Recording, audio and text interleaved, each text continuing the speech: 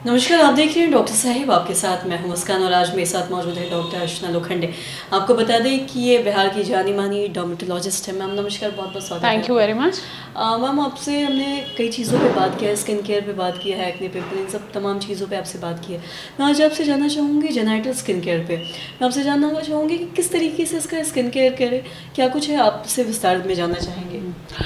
Thank you very much मुस्कान ये topic चुनने के लिए, क्योंकि एक जेनिटल स्किन ऐसा एरिया है जिसको हमेशा निगलेक्ट किया जाता है। लोग इसके बारे में बात करने में हिचकिचाते हैं। जेनिटल एरिया एक निगलेक्टेड एरिया है, तो इसको हाइजीन रखना सबसे ज़्यादा ज़रूरी है। आप जो अंडर पैंट्स यूज़ कर रहे हैं वो प्रेफरेबली कॉटन के होने चाहिए और उसको अच्छे से धोना है। एक बार पहना हुआ कपड़ा ज़्यादा रिपीट नहीं करना, उसको गर्म पानी में धो के अच्छे से सनलाइट में सुखाना है।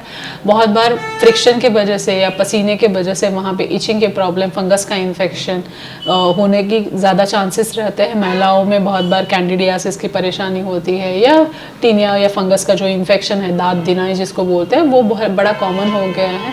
तो इसके लिए एक तो हाइजीन मेंटेन करना, लूज कपड़े पहनना सबसे ज़्यादा ज़रूरी है।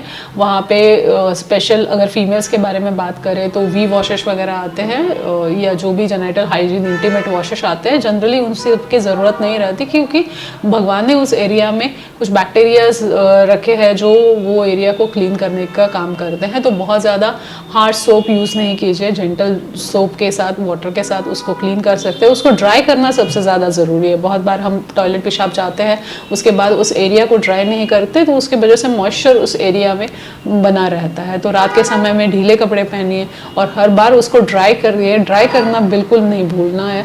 वो मेल्स के मामले में जो आगे वाला एरिया रहता है उसको पीछे करके अच्छे से क्लीन करना ज़रूरी है, क्योंकि वहाँ पे एक फ्लूइड सिक्रीट होता है जिसके वजह से सफ़ेदपन आना या इरिटेशन होना वगैरह, तो ये सारी समस्याएं हो सकती है। तो इसको क्लीन करना डेली बेसिस पे बहुत ज़्यादा ज़रूरी है। दूसरा ये है कि अगर आपको कोई भी परेशानी होती है, अगर वहाँ पे बम्स है या इचिंग है या पेन हो रहा है या कोई दाने निकल रहे हैं, तो या कोई सेक्सुअली ट्रांसमिटेड इन्फेक्शन है, तो उसका सेल्फ मेडिकेशन मत कीजिए। ये सारी बीमारियों के लिए आप डर्मेटोलॉजिस्ट की सलाह ले सकते हैं, जांचें करा सकते हैं और उस हिसाब से अकॉर्डिंगली ट्रीटमेंट ले सकते हैं।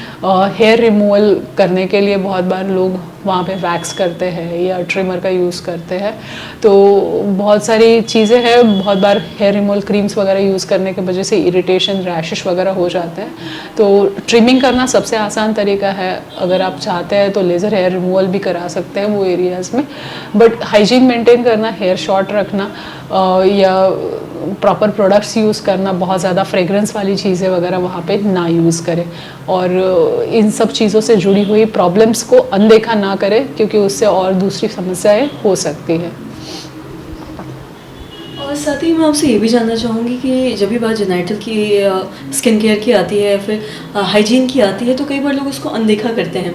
और साथ ही मैं आपसे जानना चाहूँगी, कई बार होता है कि इससे रैशेज हो जाते हैं बैक पे या फिर ऐसा, तो ये सब किन कारणों से होता है? क्या ये भीगे कपड़े इन सब पहनने की वजह से? हाँ, फंगस का इन्फेक्शन है वो ये एरिया में बहुत ज़्यादा कॉमनली होता है, क्योंकि थाइस जुड़े हुए रहते हैं, बटक्स का एरिया रहता है और बैठने का काम आजकल बहुत ज़्यादा बढ़ गया है, तो पसीना जो है कपड़े एक जगह पे चिपकना ज़्यादा कॉमनली हो गया है।